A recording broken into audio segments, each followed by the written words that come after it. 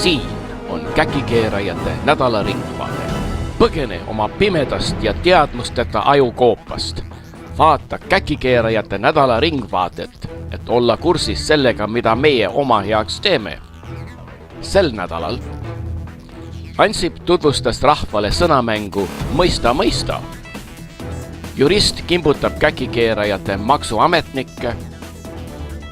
Lihavõtted ei kõlba pühaks, teatas rahandusminister Ligi.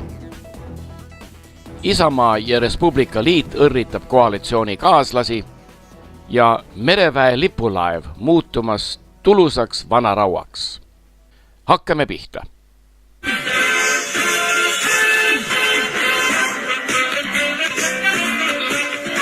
Ja nüüd otse Stenbocki stuudiost lustikas sõnamäng Mõista mõista. Tänane saatejuht Andrus Ansip.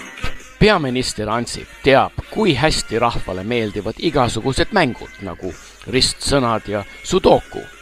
Lihtrahva lõbustamiseks alustas Ansip oma eelmise nädala pressikonferentsil uue Mõista mõista sõnamängu. Selle mängu alustas Ansip küsides, kas Eesti on laenanud Kreekale mõne sendi.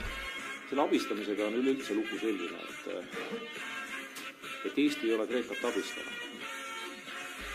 Ta vastas, ei ole sentigi andnud, sest pole ostnud Kreeka võlakirju. Need, kes ei oska mõistatust lahendada, võivad jäädagi uskuma, et meie maksumaksjate raha kreeklastele ei antud. Samuti, nagu mõned mittemõistjad jäävad uskuma, et Ansip ei käskinud koeri tudengite kallale ässitada. Et Eesti jõuab kohe 5 rikkama Euroopa riigi hulka. Ja isegi seda, et Ansip ei olnud teeneline kommunist. Maksuteemadega tegelenud jurist Ants Kuningas kaebab, et maksuametnikud ületavad maksumenetluses oma seaduslikke võimupiire. Ta väitis Äripäevale antud intervjuus, et mõned maksumenetluse tendentsid hakkavad lähenema absurdile ja kaotavad seose õigusliku alusega.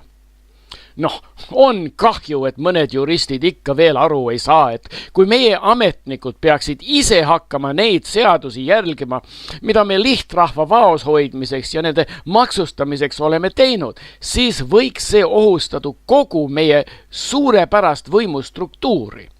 On muidugi ka kurb, et ajakirjandus ikka veel sellisele tülinorijatele sõna annab. Eesti käkikeerajate liit loodab, et meie võimueliit hakkab peatselt Kuku Langi allikakaitse seadust veelgi paremaks tegema, et meie tublid käkikeerajad saaksid oma rasket võimukoormat ilma ülearuse kriitikata kanda. Eesti vaimulikud hingasid sügava kergendusega, kui rahandusminister Jürgen Ligi selgitas, et eestlaste usukaugus ei lase kirikupühadest puhkepäevi teha. Nagu teame, on teistes Euroopa riikides ülestõusmispüha, meil tuntud muinasajast lihavõttena puhkepäev. Oleme rõõmsad, et üleliigsed puhkepäevad ei hakka tulevikus meie võimueliidi sissetulekut vähendama. Hoopis vastupidisel põhjusel olid rõõmsad ka Eesti kirikuõpetajad ja piiskopid. Nad tänasid Jumalat ja muidugi oravaid, sest nende töökoormat on nüüd kergendatud. Piiskop Meelis Targem küll vaidles vastu, küsides, kas valitsus peaks peegeldama või hoopis suunama rahva kultuuri. Kui valitsus kultuuri ei toeta ja suuna, siis miks panid oravad teeneka nõukogude aegse aparatšiku Kuku Langi kultuurministriks, küsis ta. Me arvame, et rahandusminister Ligi teab, kui Kuku Lang otsustab, et Eesti kultuur ei pea toetama teatrit, klassilist muusikat, balletti, muuseumid ja muud sellist, siis jääb ju rohkem raha võimueliidi palkadeks ja hüvitisteks. Nagu teame, on samaaegselt 2 riigi ametipidamine põhiseaduse 63.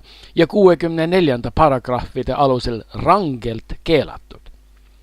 Teame muidugi ka, et sellised tülikad põhiseaduse sätted peavad riigikogulased ignoreerima, sest need võiksid võimueliidi esindajate sissetulekuid asjatult kärpida.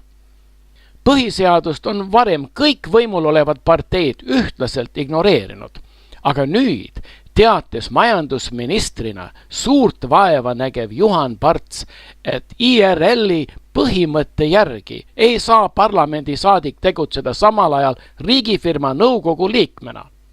See oli ilmselt mõeldud raskemat võimukoormat kandva ja seega paremaid hüvitisi väärivate oravate õrritamiseks. Nood, nagu selgitas hiljuti ka äsja parlamenti naasnud osava $10 miljon tehingu Siim Kallase tütar Kaja Kallas, leiavad, et riigikogulased peavadki teenima palka ja hüvitisi ka teistest riigiametitest.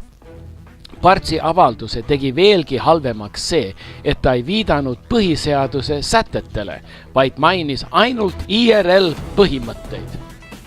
Need, nagu teame, on aastate jooksul muudetud andekate humoristide poolt naljanumbriks, mille mainimine rahvale alati nalja teeb.